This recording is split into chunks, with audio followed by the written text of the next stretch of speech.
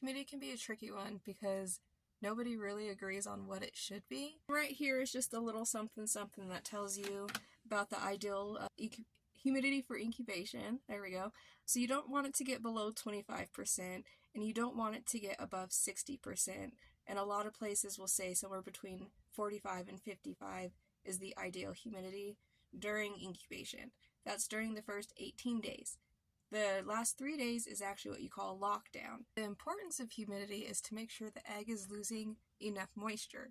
So it'll start off up here. Where's my hand? Hello, hand. There we go. Up here, you'll see like the little air sac. And if you notice, like when you hard boil eggs, there's like that little divot inside of the hard boiled egg.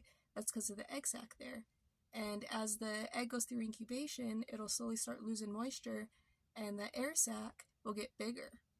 And then by day 18, it'll be all the way down here. So if you have too low of humidity, it'll lose too much moisture, and it will not have enough to keep it moist while it's hatching, and it can get stuck inside of the egg. But if you have too high of humidity, it means that its air sac up there didn't get big enough. It didn't lose enough moisture. So that is where the chick gets its first breath of air. And with that being too small, it won't have enough air to breathe whenever it's ready to pip through the egg. First, they pip internally through that air sac, and then they pip externally through the eggshell.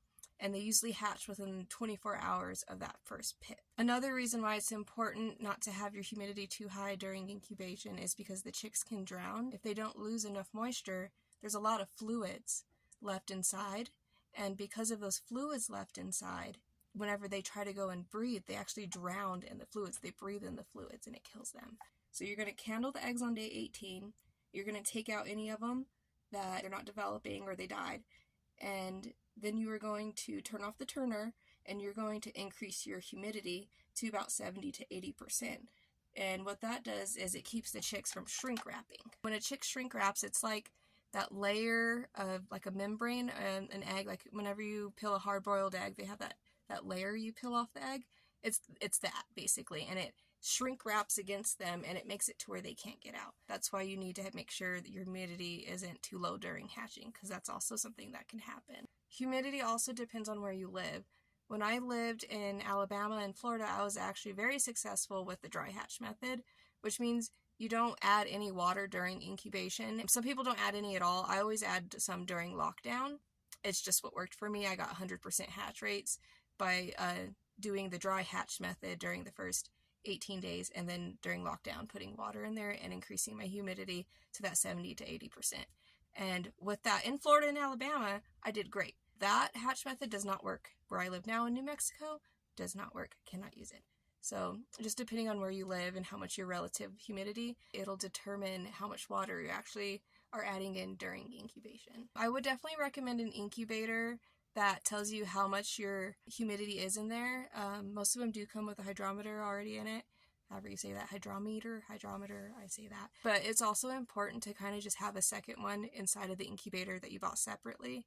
That way you can make sure your incubator's humidity and the humidity being read on the other one are correct and true, because humidities don't always have the most accurate readings for themselves. So that way you can keep just the extra hydrometer and a thermometer in there just to make sure it's acting right. This is like just a cool little diagram. I'll move out of the way so y'all can see it. There's my hand.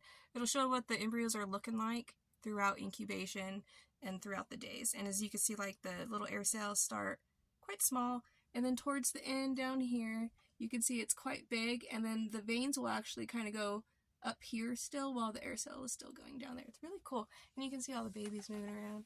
So if you have any other questions, go ahead and ask. I'll probably end up doing a couple more videos that tell a bit more about temperature, turning eggs, and all that stuff.